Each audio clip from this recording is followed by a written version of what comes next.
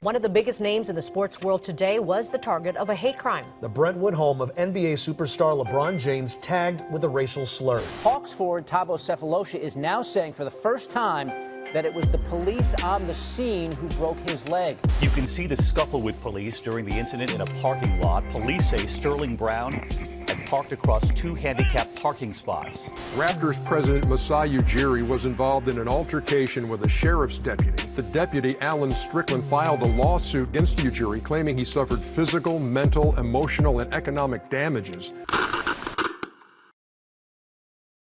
If you can't hear, you're gonna feel. For 4 weeks, NBA players talked but weren't heard. When I say tired, we're not physically tired. We're just tired of seeing the same thing over and over again. So for 48 hours, they stopped playing so everyone would feel their pain. We're just getting this news in right now. The Milwaukee Bucks have decided to boycott Game 5. And once again, the NBA led and others followed. The week we celebrate Jackie Robinson, Major League Baseball players did him proud and joined the fight. The same week, 4 years ago, that Colin Kaepernick first took a knee, NFL players stood up and embodied his spirit.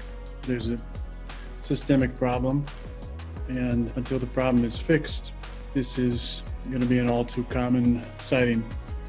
Most movements are fueled by the females, and the WNBA, who has never been asleep on these issues, stayed woke and turned up the temperature.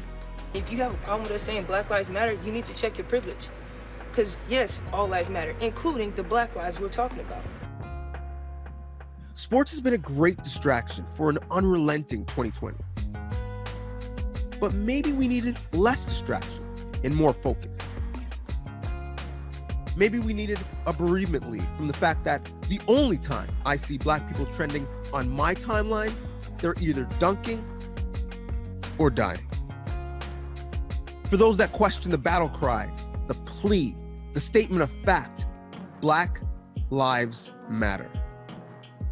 We learned how much Black Lives matter to the NBA because the NBA would not matter without Black lives. So as the Black player and Black fan returns, don't take that kindness for weakness. Instead, keep that same energy. So this moment of reflection becomes a movement of reconciliation, of reparations. The question is, if you want sports back in your life, what are you willing to lose to validate our lives?